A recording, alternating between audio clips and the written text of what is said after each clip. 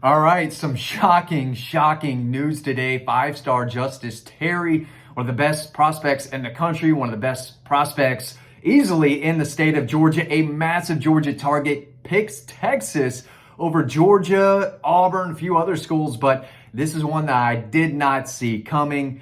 This is one of Georgia's earliest commitments, at least he was, flipped to Southern Cal in the spring, opened things back up in the summer, and that's when we were told, like, hey, it's going to be really tough to get this kid away from Georgia and Kirby Smart and Trey Scott, who all did a great job recruiting this kid. And for the last several months, even, checking in on sources, last week, I knew Auburn was pushing hard for him. I knew Texas was in the mix and that he had taken a visit out there, that it went well. But this is a guy that I thought Georgia really needed to land. He's an elite in-state guy, and I thought it would have been as good of a tandem as you could ask for if they were to have landed him and Elijah Griffin. But now, they only have two really true interior defensive linemen in this class. Elijah Griffin, who is the number one defensive lineman in the country at a pooler, and J.J. Han, a raw but promising defensive lineman who's barely been playing football for 2 or 3 years now at the most, right? I still think it's probably 2 years. So they've got some edge guys, no doubt about that. They hit a home run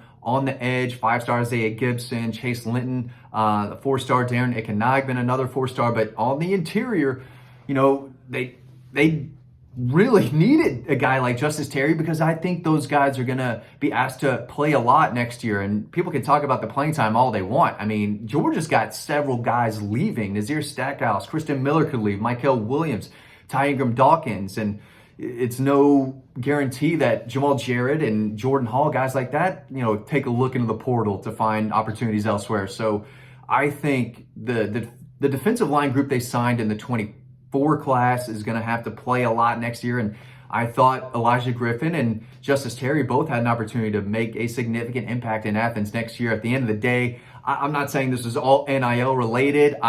It always is in some way, but I'm not saying that's the ultimate reason why. It could be. It could be. I don't know that, right? I thought he was going to commit to Georgia today, but I'll tell you what, you never really know. And we're starting to see more shocking kind of commitments like this, where everything we reach out, people close to him and close to the program, people close to Georgia, I think they felt really good. I mean, that relationship with Trey Scott is one of his best, and he's told me on a number of occasions how strong the connection it is with him in Georgia, and that he wants to be a Dawg, and there's a reason he committed so early in the process. He wanted to be a Bulldog. He was excited about it. Flipped to Southern Cal, and even then we were told, like, Georgia's in a good spot. It's going to be really tough for Georgia, or for anyone, to get him away from Georgia. That was kind of a consistent theme that I heard every time I reached back down, because you never really know. I thought CJ Wiley was committing to Georgia the first time. He didn't.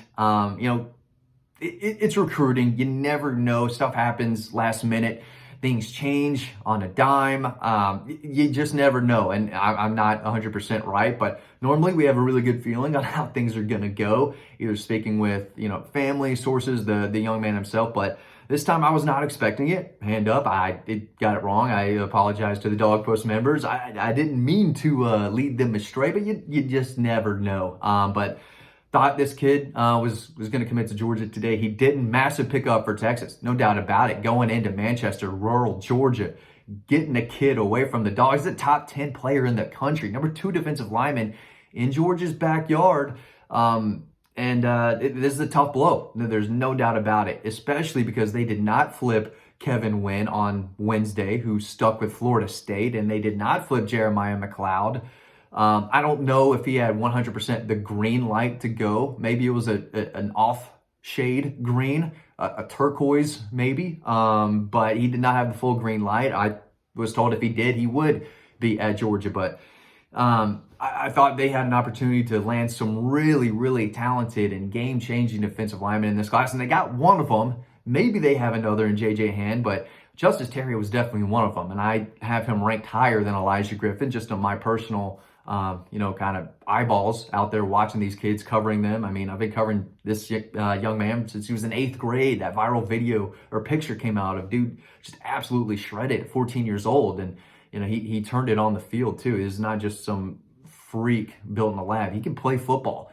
And he gets after the quarterback, runs down the ball carrier, has a lean, promising physical build, and I thought this was not teed up for Georgia, but I thought, kid from their own state, a guy that they recruited the entire way, had him on the commit list, almost had him on the commit list again, but when it mattered most, he has decided to leave the state and go play for a team that is probably going to give Georgia, a run for their money over the next several years. I mean, Texas football should be very, very good every year in and year out. And they had a recent history where they just didn't matter. They were irrelevant. And that should never be Texas football. And if they're going into Georgia and can afford some of these kids, man, and again, it's not all money related, but in this era of high school football, it is one of the questions, if not the first question, that these coaches have to answer. When these kids are on their official visits and when these final visits mean the most. Hey,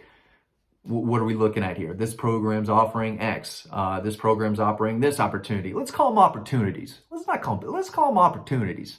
Because again, there needs to be rules and regulations with NIL and how it's presented, how it's efficiently handled. But we just don't know. And I don't know what the dollar amount was that Justus Terry is going to get from Texas. I think it would have been a lot if he went to Georgia. But you just never know. And I don't know if things happened quickly last night on Wednesday or Tuesday, or if this was leaning Texas's way for a while and I just missed it. I don't know. I don't know what everyone else is saying out there, but I felt pretty good about Georgia's chances, even like this morning, this week. I mean, since the summer, I was told, getting him to officially decommit from Southern Cal was the first step of, him getting back on board on Georgia's commit list.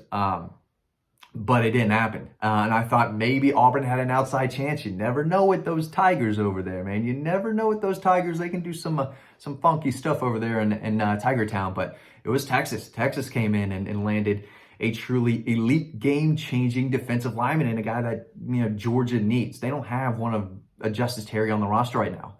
They've got good players. Kristen Miller's a good player. Michael Williams a good player. Again, they don't have any dogs. Michael Williams has the potential to be a dog. He hasn't been great yet. Hasn't shown that.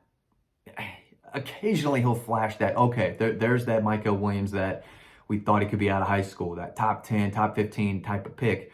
But he's got to be more consistent, got to stay healthy too. But, when guys are banged up more and more and you go through the grind of an SEC schedule, you're going to need guys. You're going to need young guys to step up. And I thought next year would be a big opportunity for guys like Elijah Griffin and Justus Terry to really emerge and play significant minutes next year as a freshman. So I don't think it was playing time related. I don't think that was it. It was obviously location didn't matter. I thought he had the best relationship with the Georgia staff. So I don't think it's because of the coaching relationship that Texas won out. So, again, I don't know if it was 100% NIL related, but sometimes it is. And sometimes it is the exact dollar amount. Whether you want to admit or not, sometimes that's just it. And none of the other factors matter. Sometimes it's 50% of what's going on. Sometimes it's 25.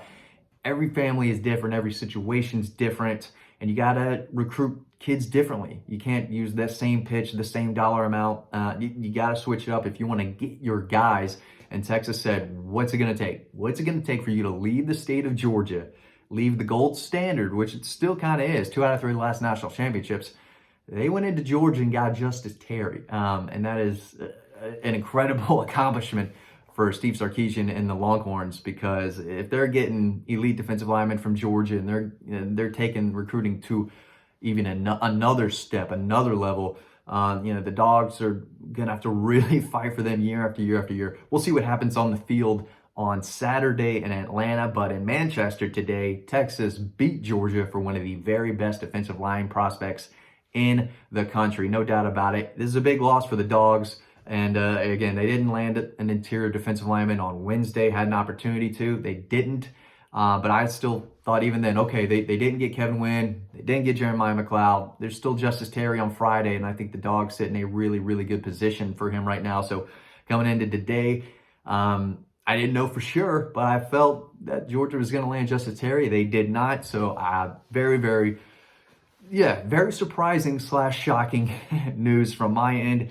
I didn't get this one, but Texas definitely got an absolute dog. Well, they didn't get a dog, they got a horn. They got a longhorn, they got a really, really good one. Big loss for the Dogs today. Still an elite recruiting class, but did not end the way they wanted it to on Wednesday, and it didn't go their way on Friday. So they've got to go get some defensive linemen from the portal to help out next year, and they're going to have to bring in a lot of really talented defensive linemen in the 26 class, no doubt about it. They're great on the edge, A+ there. Missed a couple opportunities on the inside. Still a great class, but definitely a big loss today. Justus Terry, 5-star, one of the best players in the country, picks Texas over Georgia, Auburn, bunch of other schools. Head on over to Dawg Post for the latest. Thanks for watching, and I'll see you over on the website.